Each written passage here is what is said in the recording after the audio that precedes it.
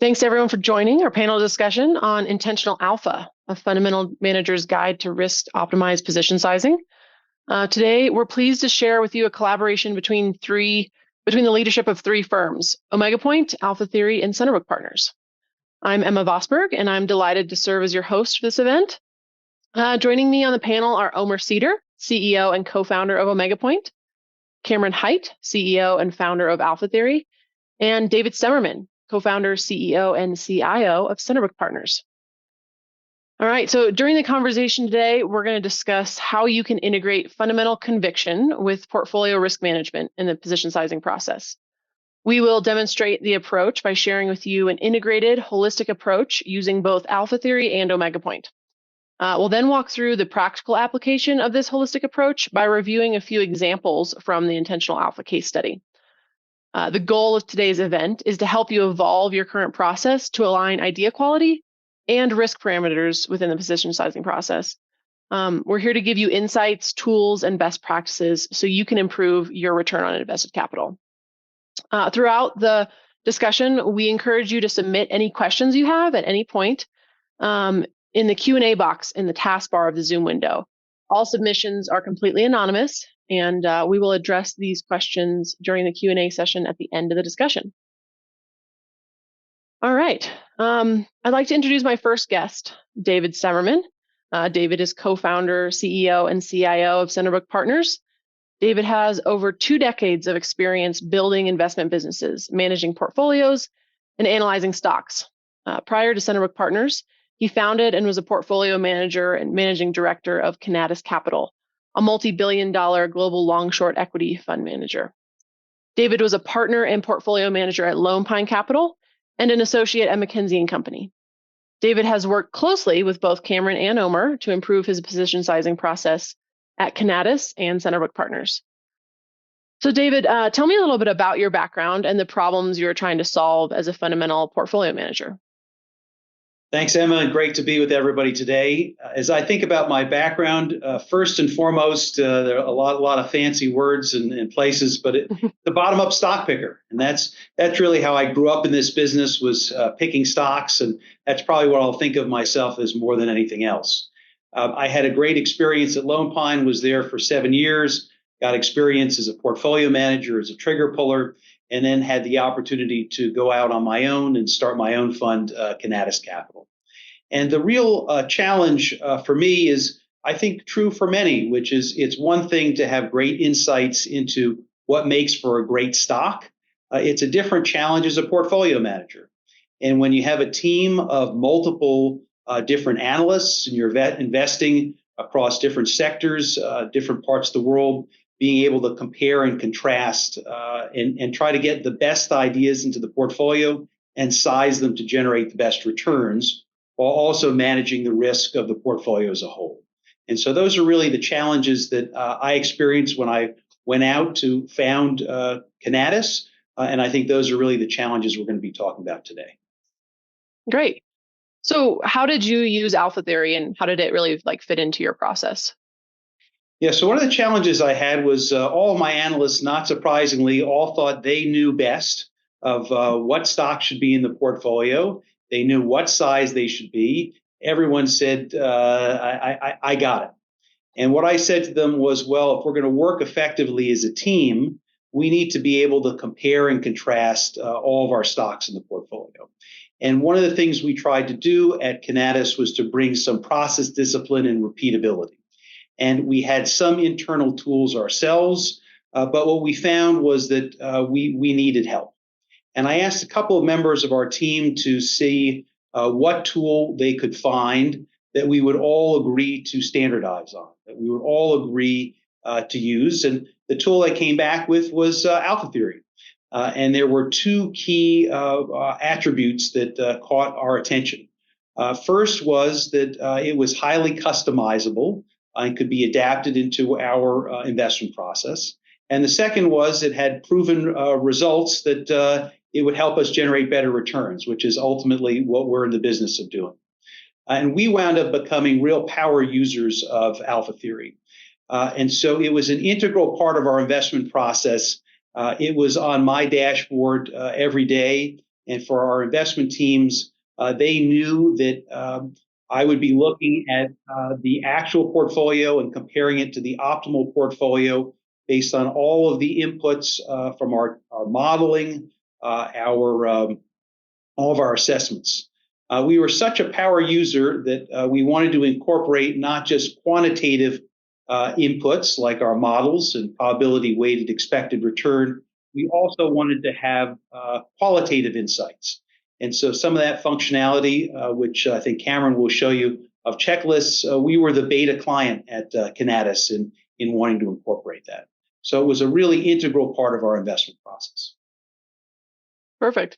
So after you kind of, you looked at your price targets and then your checklist, how did you integrate a risk model with that desired position sizing? So the risk part of it was a bit separate. We were Morgan Stanley Fund Services clients, and so we had access to the borrower risk model. And so we got analytics about the portfolio as a whole and about our loadings to different factors and attribution analysis. We also developed some risk reporting to understand which stocks had the greatest risk, but it really sat a bit on a silo by itself. And so we had the alpha theory data and that system, and we had the risk data and that system somewhat separate. Okay. So with those two systems, then how did you integrate both risk and return and to streamline that process? So that was really the final frontier that we were never able to cross. And if I think about what's exciting and what brings me here is trying to solve this very problem, which is that for alpha theory, we had a tool that helped us understand which stocks in our portfolio had the best return potential. But we weren't able to capture all of that ourselves because we were trying to manage risk, and some of those decisions were good, but some of them clearly weren't the best possible. And so, CenterBook Partners, the investment manager that Cameron and I have co-founded, really is about partnering with fund managers to try to do that. But the other piece of this is how do we then share that insight back with the fund managers that contribute data to us, all alpha theory clients, all that have decided to join us as partner funds, to help them make better investment decisions. And one of the key tools that I was hoping, I wished that I had on my desk was an optimal position sizing that would integrate both the bottom-up stock picking and the return potential from alpha theory, but also the risk model. And Omer and his team have become enormously helpful at CenterBook on our journey of how we build these tools for CenterBook. And very excited about this tool that Omega Point and Alpha Theory have collaborated that we're excited to share with you. And this is the tool that I wish that I had when I was running Canadas. Great. Perfect. Thank you, David. Next up, I'd like to introduce Cameron Hight. Cameron is a co-founder and chairman of CenterBook Partners and is the founder and CEO of Alpha Theory. Cameron started his career as an equity research analyst for a decade, covering the TMT sector, before joining Afton Capital Management as a buy-side analyst. As an analyst, Cameron experienced the inconsistent position sizing decisions portfolio managers can make. So he created Alpha Theory to help managers align position size with idea quality through fundamental optimization. So Cam, what is Alpha Theory and what kind of problems does it help solve for portfolio managers? I think you're on mute. There you go. Sorry. Thank you, Emma, for hosting. So what Alpha Theory is what David was describing. We've worked with 300 plus fundamental managers like David that are just bottoms up stock pickers. That's where their skill lies. And Alpha Theory is just a tool that helps a fundamental manager create their own unique process for sizing positions. The benefit is they end up with a portfolio after they create that process for themselves. They create a portfolio that is a closer reflection of their fundamental research. And it incorporates all of the rules that the portfolio manager has in their head today that are difficult to implement without a process. Great. So how do you come up with that? David referenced it before, but the optimal position size in alpha theory, and how do you incorporate more of those qualitative characteristics outside of, your fundamental research and earnings estimates? How do you do that? Yeah. So what we recognized is that there is, if you look at the position sizing skill quantitatively of fundamental managers today, you don't see it in the data. What do I mean by that? The data does not suggest that there's a lot of stock picking skill. One way to measure that is you compare them to an equal weighted portfolio and see if you're creating more return than an equal weighted portfolio. We don't find that to be the case, and there's academic research that also supports that. So does that mean that portfolio managers don't know how to size positions? Actually, what we find is that isn't the case either. They actually do know how to size positions. What do I mean by that? That means that they know if you were to ask a portfolio manager what matters in sizing a position, they're going to say, how much can I make? How much can I lose? What is the probabilities of those things occurring? What is my conviction level? I have to incorporate liquidity. I have to incorporate sector exposure and time horizon and all of these things. When they list those things out, those things actually are positively correlated with future returns. So we actually know that they know what matters, and they know what matters for their process, which is unique to them and is different for everyone else. So where's the breakdown? The breakdown is that while they know up here what matters, and they know how to find that information, synthesizing it in a repeatable, unemotional, disciplined way is not something that's well designed for the human brain. This is where you should augment your knowledge as a human with a computer version of you, which is basically what alpha theory is. We don't have some black box magic sauce for how to size positions. We still haven't figured that out. But what we do know is that portfolio managers do know how to size positions, just very difficult to do it repeatedly. So you asked the question, how do we size positions? We ask the portfolio manager, how do you size positions? And we build them their own unique process. Your second question was about the qualitative bits. So really, it's great that we have David on the call today, because they forced alpha theory to incorporate some of those softer aspects of why a position is sized the way that it is. When alpha theory began, it was very quantitative in the sense that it was all returns based.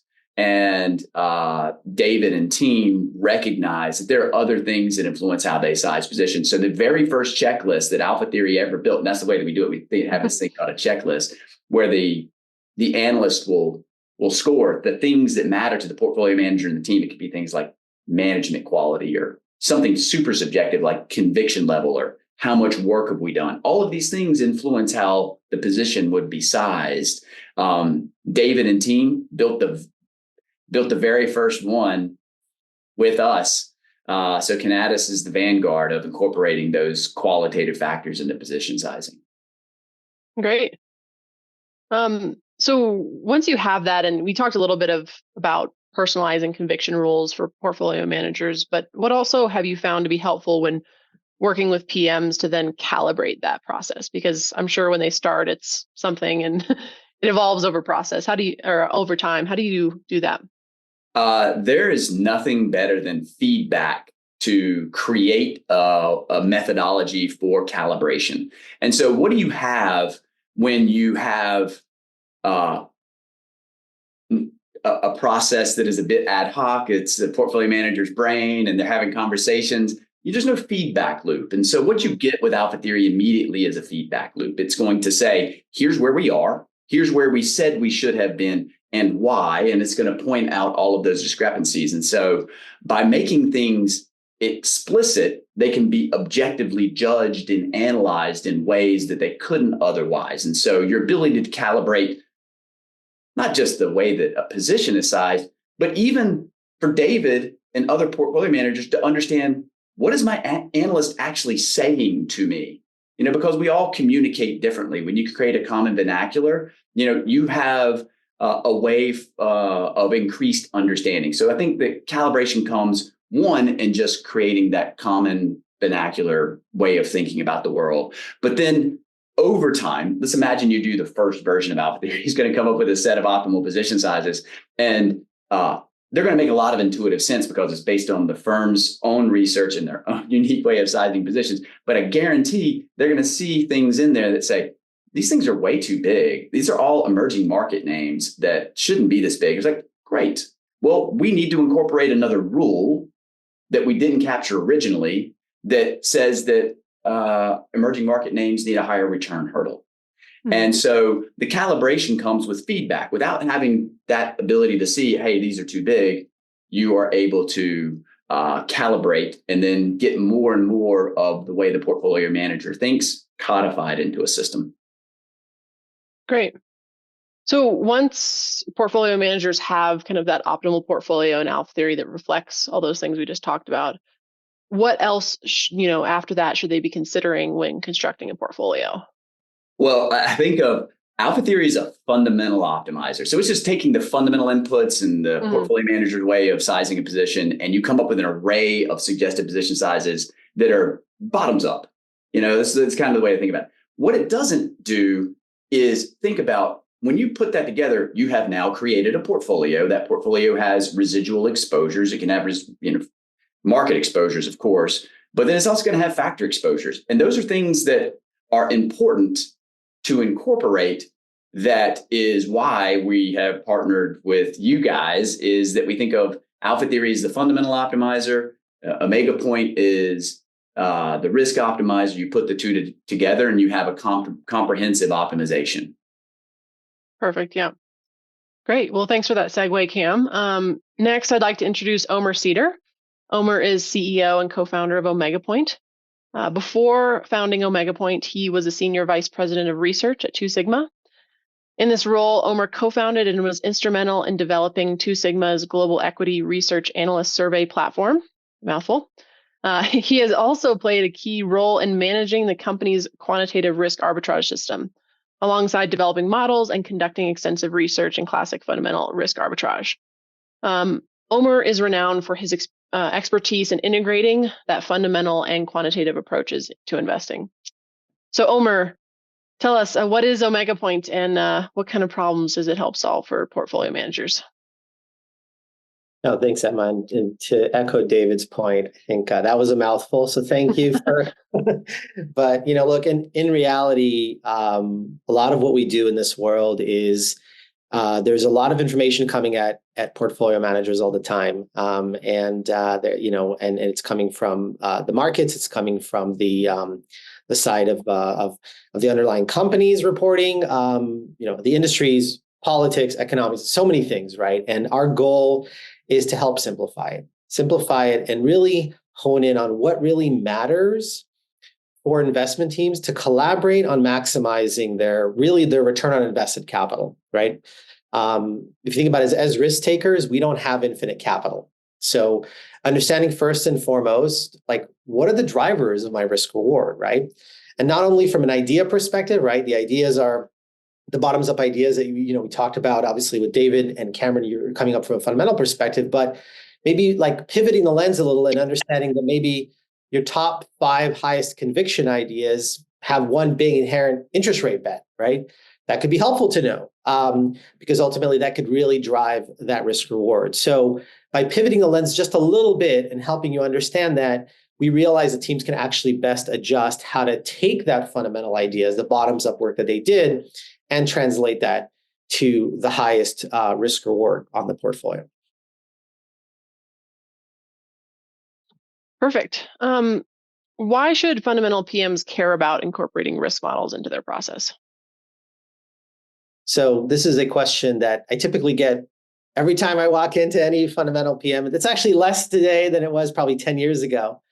But the first step is, I think everyone sort of recognizes, you feel it in your bones. You know that things have changed in the last decade or two, right? When I started in the business, And yes, I have plenty of gray hair, some from my kids, but definitely a lot from this business. When I started the business back in the early 2000s, right? If you got the fundamentals right, then there was pretty high correlation that you'll see the stock doing the things you expected it to do, right? And again, as I started my career, doing a lot of fundamental research for Two Sigma, even though it's very highly quantitative, there was definitely a team there that, right, we focused heavily on the fundamental side, especially for these risk arb deals. So we knew that if we got the fundamentals right, there was a pretty good chance that we would see the outcome in the stock market the way we expected it. As things progressed, and over the last decade, we've seen that that's not the case. And I remember a specific anecdote. I was sitting in front of a kind of a tiger cub, over in 101 Park, and he's looking at me and he says, every time I think I have the right direction, I feel like I got the fundamentals right, but the stock could do something completely different, right? I mean, if I think it's going to go from here to here, it may go down 20% and then up to the level that I expect. And he's like, and it's driving me nuts because I feel like I got the fundamentals right. The problem is that the markets have changed. The markets are no longer dominated, right? The capital in the markets no longer dominated necessarily by fundamental PMs. I would say that from an AUM perspective, they're still there. But from an actual day-to-day, right, as we know, flows and trading perspective, you see a lot of passives. You see a lot of systematic investors. You see basically people that have very different views on what they want to invest in that are maybe not linked to the fundamentals. And those create essentially risks of the portfolio that you need to be aware of. And so ultimately, that type of lens just has to be there. We have to incorporate it in an easy to use way, but it has to be there and be something that the fundamental PMs understand when they're incorporating, into their investment process. Great. So which key metrics are important for these types of portfolio managers to understand risk in their portfolio? So again, I'm going to come back to the fact that I'm a big fan of simplicity, right? The quant world has managed to complicate this for everyone, right? I mean, they're throwing so many metrics at people and you're getting, this exposure and that exposure and this risk and that risk. What should I focus on? And the result is like, if everything has to mean something, then nothing means anything, right? You don't really care if you've got 20 risks that are flashing lights at you and telling you that you need to adjust a portfolio. So that's not the right solution. The solution is to really boil it down back into one metric, which is risk reward, right? The risk reward of your individual securities. Why don't we just pivot the lens and look at the risk reward really at the security level still? We could do that, but we basically define something different. We say, let's take your conviction, okay? And let's say, take your conviction, we'll talk about translated something called an implied return, and we'll divide it by the risk of the security. So we actually have one metric for every security. We call it a predicted Sharpe ratio. And the idea is very simple, right? Here's my reward on the security, and here's my risk on the security. Now let's literally line up all my securities so I understand the risk reward side by side, and I can actually have the same language to compare them together, right? And the goal is to start really with that metric, and then to understand, of course, the reward part, how you're actually breaking that down, and the risk part, how that's actually being broken down. But starting with that point really allows you to very quickly understand, am I sizing my portfolio in the way that really truly does maximize my risk reward?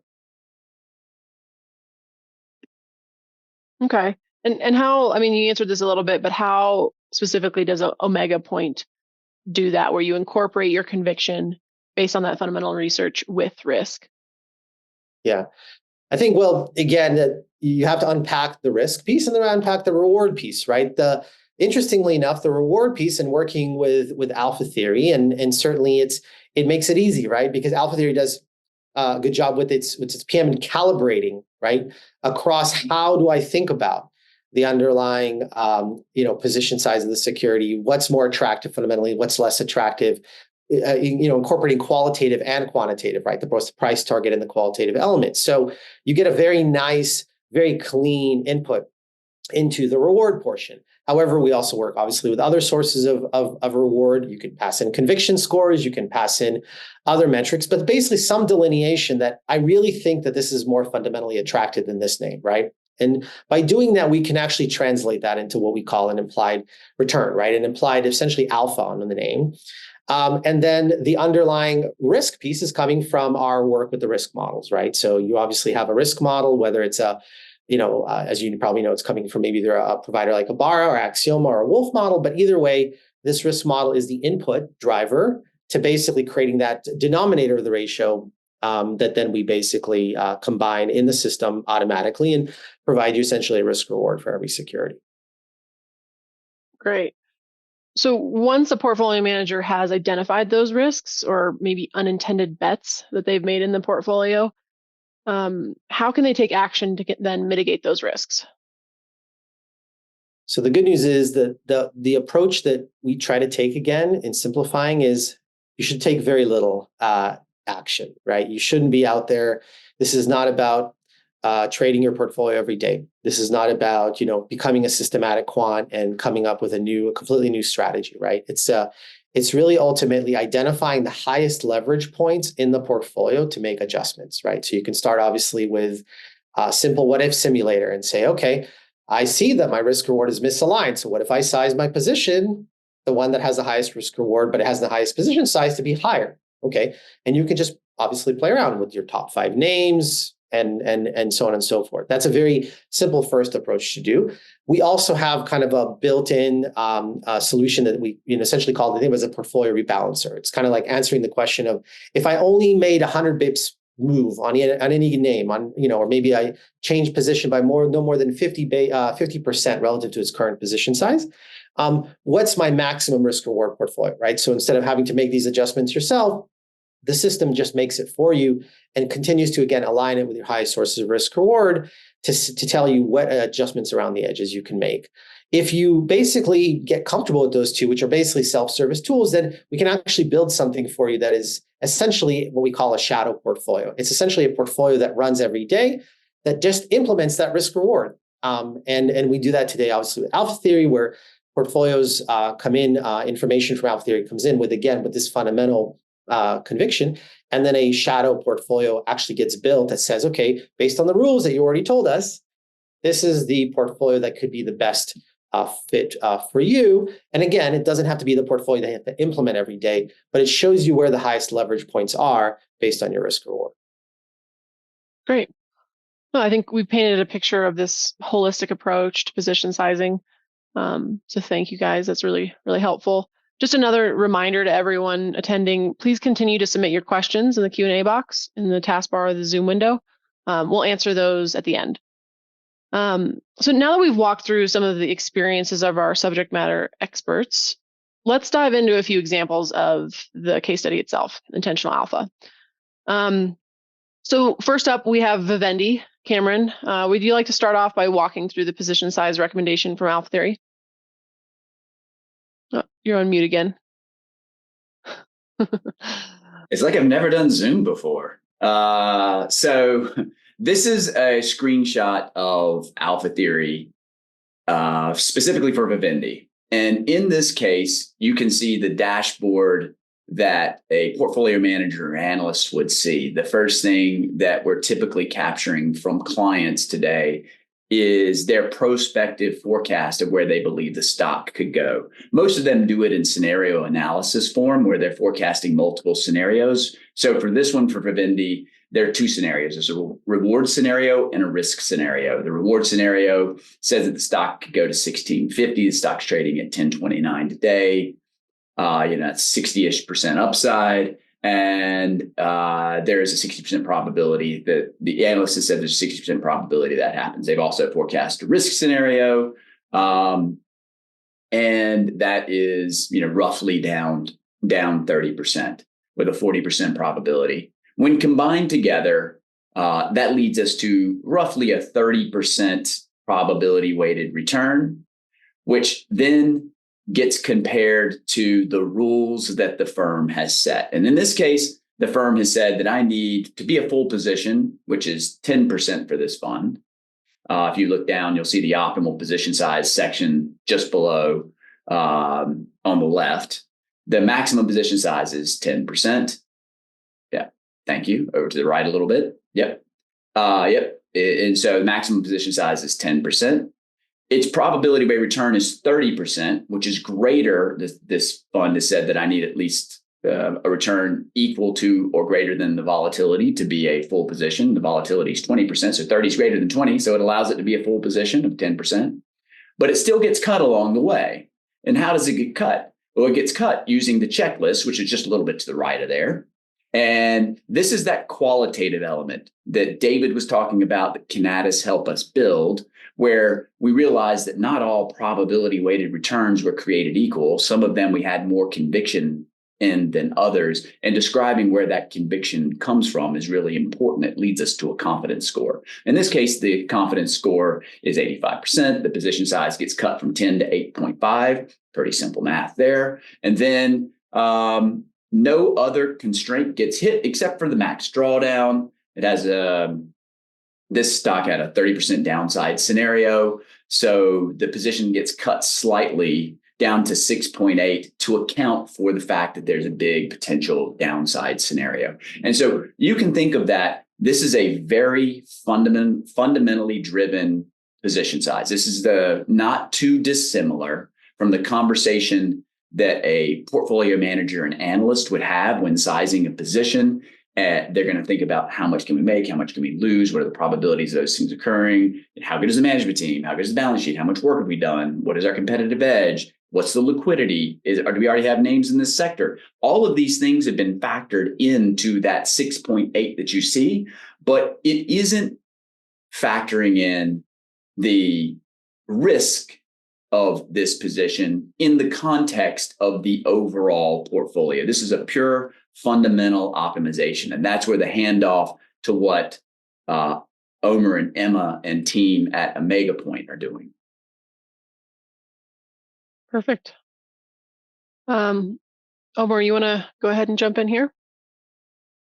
Sure. And thank you, Cameron. And as you guys can see, this is there's a carryover here because we started with a very, very, I think, detailed fundamental view of the company that incorporates both the price target and the qualitative elements, and arrived still at some kind of an implied return of close to around 30% for the security. So, when working with Alpha Theory, like I said, makes it easy for us. Yes, we can translate conviction scores and whatnot, but we get these implied returns very easily. And we can basically say, okay, let's start with that point. We know what the reward looks like. But now we also need to include the risk, right? And so from this perspective, we're including the risk. Again, from the risk model, we're computing the risk, which includes all of the correlations associated with the security, right? All the different factor exposures. And we really boil it down into one number we call predicted risk. And so really, when we talk about risk reward, we just take reward, the implied return divided by the predicted vol risk, and you have a Sharpe ratio.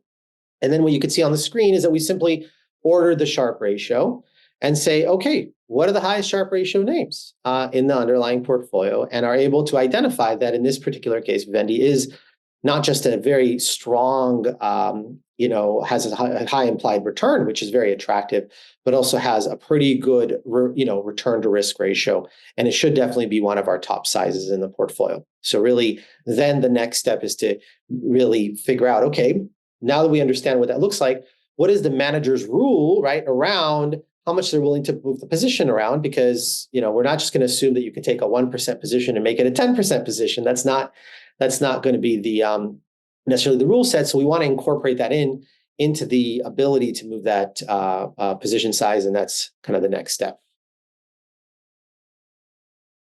Great.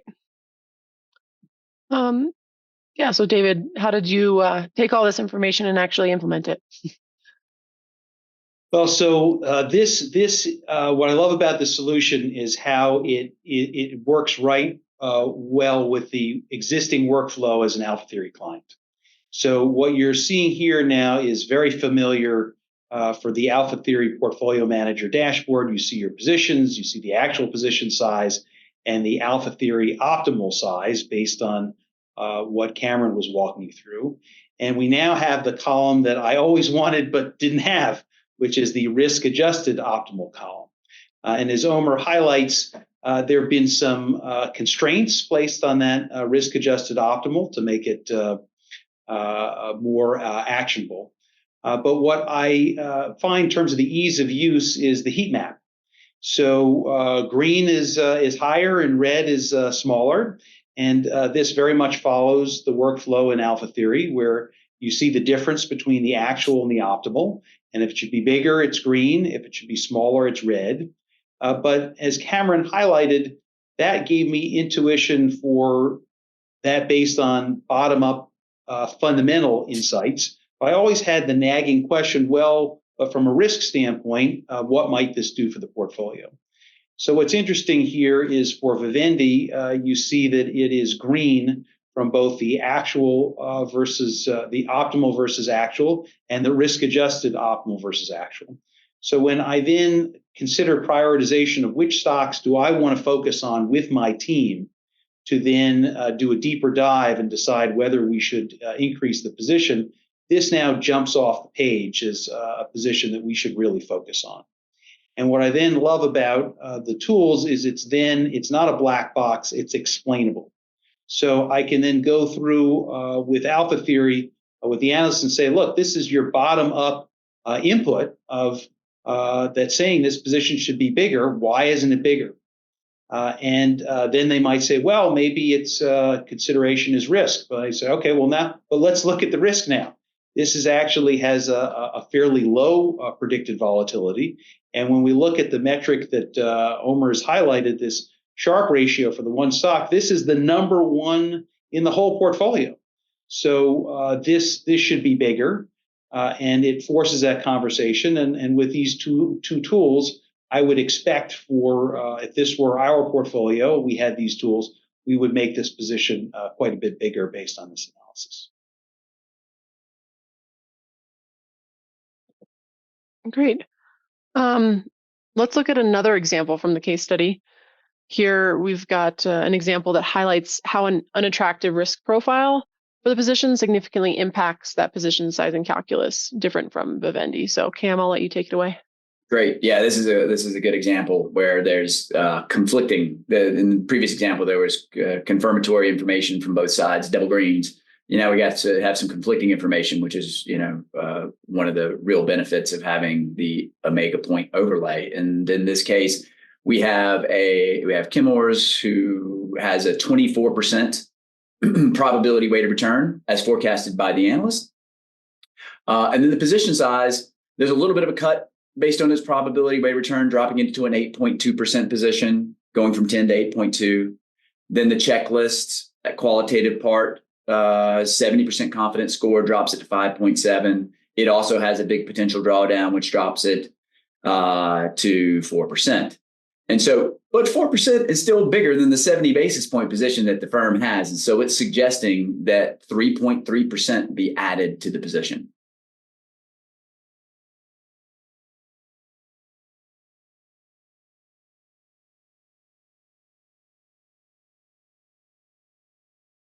Yes, it's, yeah, I can jump in. I think that the audience knows kind of the drill. So basically, the concept here is just to show you how, in this particular case, you have a company with a very, very high predicted risk, and so, hey, 24% return alpha is pretty good, right? I don't think anyone is going to say no to that. But when you're dealing with a much higher predicted risk at the backdrop, you realize that maybe this is not as attractive of a idea as you wanted it to be, right? And so really, when we look at the predicted risk or the risk reward, we see 0.34 Sharpe ratio. Remember, the other option was like 1.3. So we really see that you could change quite a bit based on how the underlying vol is driving it. And so we need to be aware of that when we're making that decision. And so in this particular case, it's a much less attractive opportunity than what we saw for Vivendi.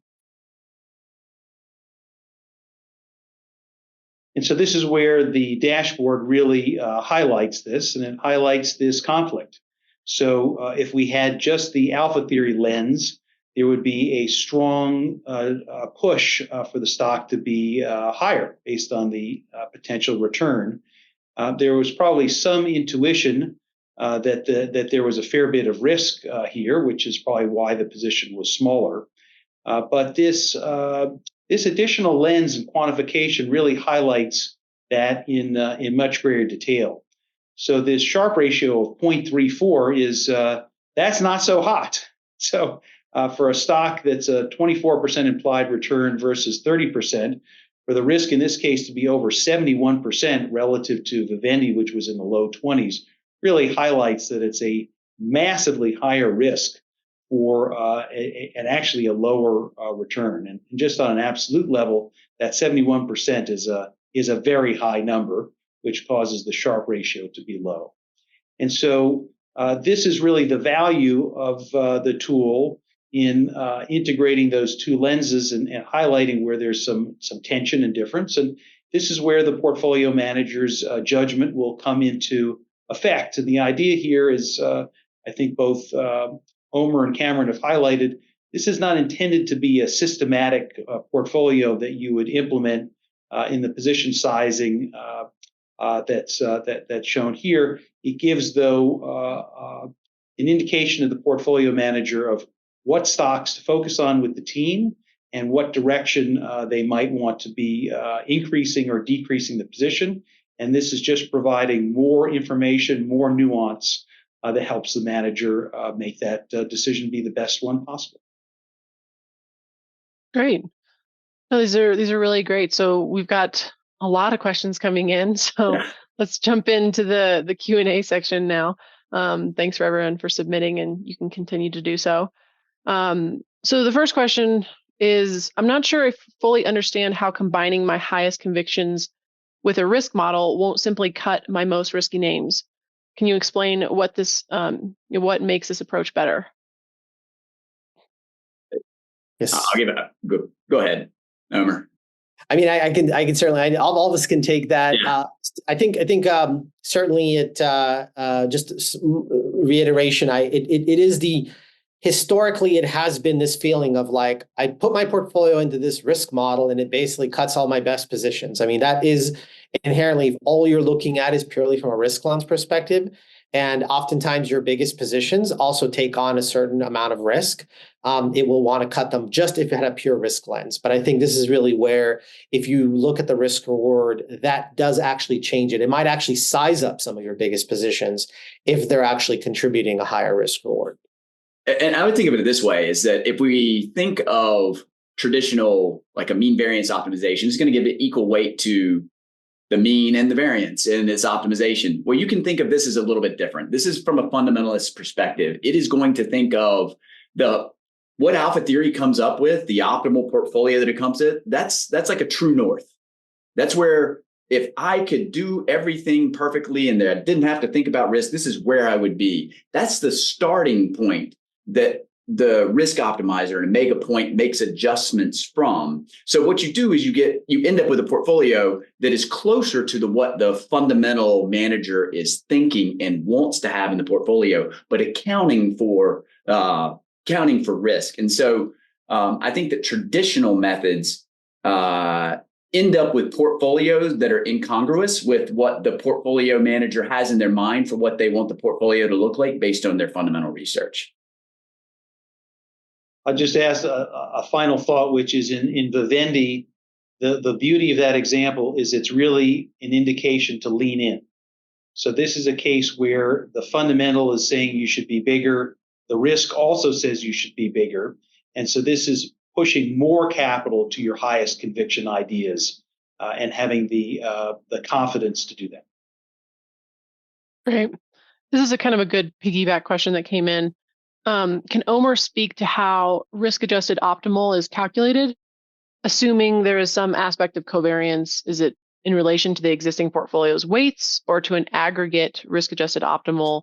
For example, every position is hypothetically changed.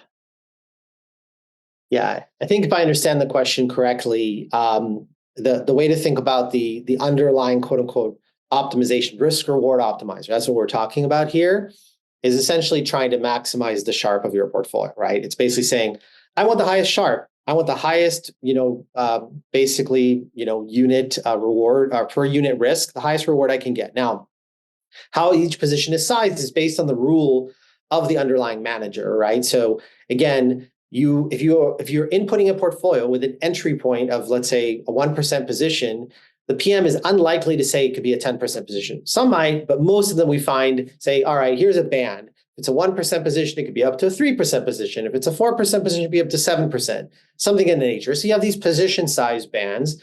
And essentially, those are the constraints, right, that are set on the optimizer. It can't just do anything it possibly wants, but ultimately, it is solving an optimization problems, which is saying, I do want to maximize, right, my implied alpha, this implied return, and I'm going to feed in the covariance matrix, yes, and all the exposures, everything I need to feed in order to calculate what risk is, right? And I want to just basically ultimately minimize risk. And as we know, correlations are much bigger drivers of risk than the idiosyncratic component of the portfolio. So ultimately, what ends up happening is all the correlated risks get cut, right? Anything that's contributing to that, and the idiosyncratic component, the fundamental component, stays there, and then you end up with a really the highest possible risk reward that's driving down your factor risk. Great. And this is kind of another piggybacking one, but just to be clear, like the question is, how are you guys defining risk in this conversation? Is it just vol? What else is incorporated in risk when we're saying that? We're using the word risk a lot of times, and they mean different things. They're situational. And so when you talk about when I was speaking about risk, it was the forecasted downside by the analysts. And so they had those two scenarios. You had a reward and a risk.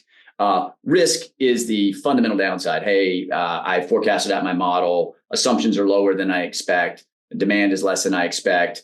Margins are less than I expect. What is the earnings that I get from that? And the multiple is lower than I expected. What is the associated price with that? So that's the fundamental risk. And so Omer can speak to the other, quantitative statistical factor risk. Yeah, I mean, I like to use the words endogenous and exogenous, right? Endogenous is what's coming in from the PM, right? They understand the stock; it's their own personal view of risk of the underlying security and based on their fundamental analysis. Exogenous is what's coming from the market, right? I mean, you may get the fundamentals right, but the market might have a completely different idea of what should be driving risk, and then this is why risk models were essentially created to help you decompose those risks rather than just saying, here's one number, it's called VAR or vol, and that's all I have. You say, well, 80% of that is actually coming from my sector, or maybe now interest rates are 25% of this whole thing. So it actually helps you understand what the drivers of that. So then you can say, well, geez, that 71% is a really big number. What is actually coming from, right? And how can we actually understand that? And that's the breakdown of risk that you can get, obviously, when you look at these risk models. Yeah. Right. And go ahead. I was just saying, sometimes there's a difference between that, like good vol, good risk, and bad vol. Like, how do fundamental managers have skill in one versus the other? And talk about, when you break down that risk, how much of it is due to idiosyncratic, or maybe what we're looking for, that alpha, versus other factor risks? And how does Omega Point kind of show that? Yeah, I mean, I think it really comes down to, again, we try to simplify things by starting with that vol, and then we say, but we can actually break that down. And there's obviously some vol out there that you like, and some vol that you may not be so good at. So we basically go one step further. And again, this is when we double click on the risk. You can say, what's my Sharpe ratio of my risk to the allocation of risk capital to a particular factor category, like sectors? Some, as we know, fundamental PMs are actually pretty good at tilting to sectors at certain times. They're becoming more maybe defensive, or becoming a little bit more, beta driven when they think that there is a market rally. That's great. We can actually measure that and say, you know what? There's actually value here. We can see that there is reward for that unit of risk that you take. But in other areas, like, again, predicting the direction of interest rates, maybe not so good. So you can actually identify that and say, I want to pull that risk out. That's not a good risk. That's a bad risk. So let's remove that from the portfolio. And again, the process of optimization helps you do that, because we understand every unit of risk. It's like Legos. You can pull it out, you pull another one out, and then the system basically renormalizes to the new set of risks.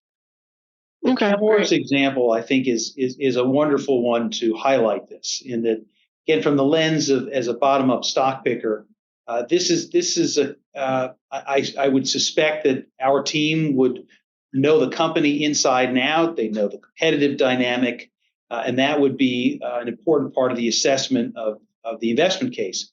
But this is a commodities chemical company, and so there's a lot of other risks that are associated with the industry, and then other macroeconomic, or what, Omer, you described as endogenous factors that are outside of Chemours. And what that headline 71% highlights is there's a lot of risk in those other components. And what the Omega Point tool allows you to do in terms of, you say, a double click, is you can drill down further into understanding what are those components of risk, how much of it are idiosyncratic, meaning that they're specific to the stock, which is where most bottom-up stock pickers have expertise, and how much of them are in factors where generally there is little, if no skill. And so that's part of what goes into the optimization, and it's highlighting that Chemours is, you may have understood, was risky bottom-up stock picking, but this is highlighting it's even riskier than you think as a bottom-up stock picker. Great. Yeah, that's helpful. I just want to clarify one thing real quick, is that I've scanned through the questions and I see, how do you define risk multiple times in there? Just want to clarify, there's no one definition of risk. There are lots of different definitions of risk. So when we say risk, we may be talking about fundamental risk, which is the analyst downside. And then there's implied vol, which is, the fundamental risk, but just want to clarify. Great. There's a few questions here about time horizons that I think are worth bringing up. So the first one is, hypothetically, let's say, and a lot of fundamental investors think this way, right? They're like, I'm a long-term, I hold these names for a really long time. So if my time horizon is 3 to 5 years, and I have super low turnover, do I need a risk model since factor return changes so much? Like, shouldn't I just rely on my fundamentals? And since the time frame is so long, how does this, how does time frame come into this conversation? I think we can all probably answer that in slightly different ways. I think from our experience, investors who say that, they're 18 months, 2 years, 3-year time horizon, still trade around what you call trade around the edges, right? You probably know, trade around the position. Well, what does that actually mean? That means that sometimes you lean more into the position and sometimes you lean, out of it for various reasons that are associated with the market.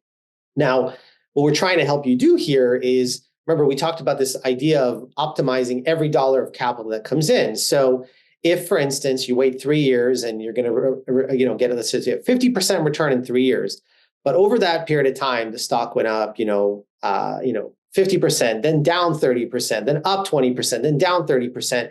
You've created this really, really sizable volatility band that at any point in time, you happen to make the decision of pulling out the capital, you would have seen a lot of risk around it, right? And you would have maybe not achieved that return target that you wanted. And that's ultimately what the risk is, right? Is the fact that, the stock could be doing things that are not directly in line with the fundamentals, even if you have a long-term horizon. So what investors typically do around that is they will adjust the positioning. So when they think that there's a higher risk, they usually adjust it down. They still could be selecting that name. They'd still not out of the portfolio, but they could be adjusting it down and say there's near-term headwinds. And then when there is a risk, when it looks very attractive and potentially even more attractive, maybe it's coming out of a bottom, then they want to lean more into it because they say there's going to be tailwinds, right, for this particular name, but I want to own it for the long term, right, which is fine. Mm-hmm. So you have a long-term view, and then you basically adjust positioning, not every day, but you adjust positioning periodically to help you optimize the capital that you're allocating for you and for your LPs around that risk framework. Yeah. You also get the benefit of, if you're a long-term fundamental investor, those oscillations that are non-fundamental are opportunities, as Omer's describing them. And knowing why that opportunity happened, if the big move was largely led by factors, you can know that through a Omega Point system. And it gives you the confidence that, oh, that was a non-fundamental move. I can go back into this position in size. Yeah, that's great.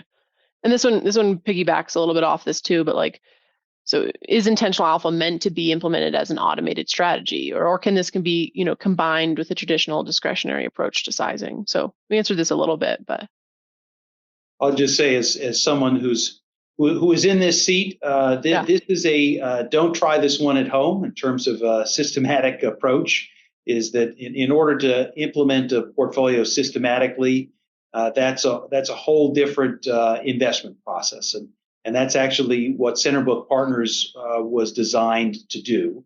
What this optimal portfolio with a risk lens is designed is very much along the lines of how alpha theory is used, which is this is a model portfolio that highlights to discretionary managers where there is opportunity at the margin to increase and decrease position size for them to make a discretionary decision stock by stock. And adding this risk lens can help focus prioritization and add to conviction and action. Yeah, that's great. So another one here, and we have so many questions. So just so you know, if you did submit a question, we will reach out to you individually and answer those questions. We have about 20. But one more to kind of wrap this up, since we got 2 minutes left, is a lot of investment teams already have internal position sizing tools. So how do you guys recommend they best integrate these external tools without having to completely switch systems? Because part of this, we want to walk away with something that's implementable and realistic. How do you do that? Cameron, you want to start with that, and then I'll yeah. I mean, the original version of Alpha Theory was built in Excel. So when I was an analyst at a hedge fund, so the whole point is to, as a firm, come together and realize that we need to put some process in place so that we can be better at our jobs and focus on the things we're good at, which is stock selection, and enhance the things that we're not as good at, which is position sizing and portfolio construction. And so how you get there is less important. I do believe that you get a lot of leverage as a think of David as a fundamental portfolio manager. His skill set is not building software. And so you get a lot of leverage by taking the external resources. I think you've seen on this call that the folks at Omega Point have a lot of embedded knowledge that can help make you avoid some of the pitfalls of trying to implement risk in your portfolio. But step one is just getting started and using a system to be more disciplined about how you make decisions, with or without Omega Point and Alpha Theory.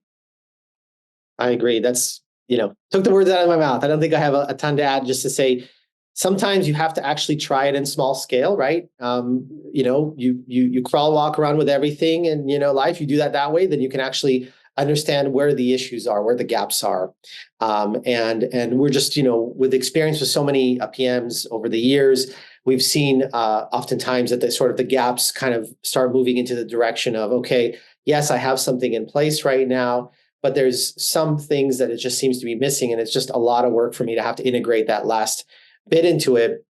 And then the real question is, of course, do I need to rip and replace? And, historically, when we were in the circa client server world, a lot of those discussions were, well, yeah, you have to rip and replace. But today, in the world that we are in, with APIs and all the things that you can do these days to integrate multiple systems, that the answer is no. You don't have to rip and replace. You could actually start with what you have and then augment, and then and keep iterating until you get to the solution that you believe is best for you. If I can just offer, for the experience at Canadas, is we were very process disciplined, and we for sure had our own models and our own systems. And what we found was a couple of limits to that.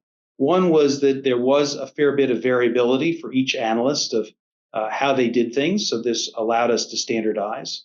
But importantly, our approach really was stuck at probability weighted expected return. And so we had our financial models, we had our probabilities, but incorporating these qualitative insights, we didn't know how we could do that. And importantly, incorporating these portfolio construction decision rules. And how does that all come together to create an optimal portfolio? That was well beyond our ability to do. And what we appreciated for Alpha Theory was the ease of the process of onboarding. Our Excel models could be linked with a tool called Excel Connect, so they could be uploaded easily. Our analysts continued to live in the same environment of Excel. The checklist was very easy to update, and the portfolio decision rules was a one-time initial setup. And then, as Cameron described, we could constantly toggle and update based on that feedback loop. And that was what was really missing with our other process. There wasn't that feedback loop where you could learn and adapt. And with a tool that the team knew I was going to use every day to help manage the portfolio. That created then the institutional urgency and focus to make this be the best it could possibly be. And what I was missing, and I wish that Omega Point was a tool I knew about at Cannatus, and so pleased that we found Omer for this next chapter for me of CenterBook, is how to put these two together. And it's where Alpha Theory leaves off provides an input to Omega Point that I think is you haven't seen before. You've had to impute an expected return based on your actual position size, but the actual position size already is polluted, corrupted, disturbed by the manager's efforts to manage risk. This is an opportunity to get to that initial understanding of the expected return before. And so that is an incredibly powerful raw material. And what I had hoped was that Omega Point and Alpha Theory would collaborate to build this seamlessly integrated solution. And that's what we're so excited about. And this intentional alpha case study that we've shared with you is one that I've been thinking about for years and years and years. And it's exciting for me to see it come to fruition. And it's something that we're excited to share with all. Great. Well, I want to thank everyone for joining today. Omer, Cameron, and David, it was a pleasure to be a part of this great discussion. Thank you for sharing your experiences as well as the information on the tools and processes you've built to help managers improve upon their existing position sizing processes. Hopefully, everyone can come away from this event with a few best practices on how to improve their return on invested capital.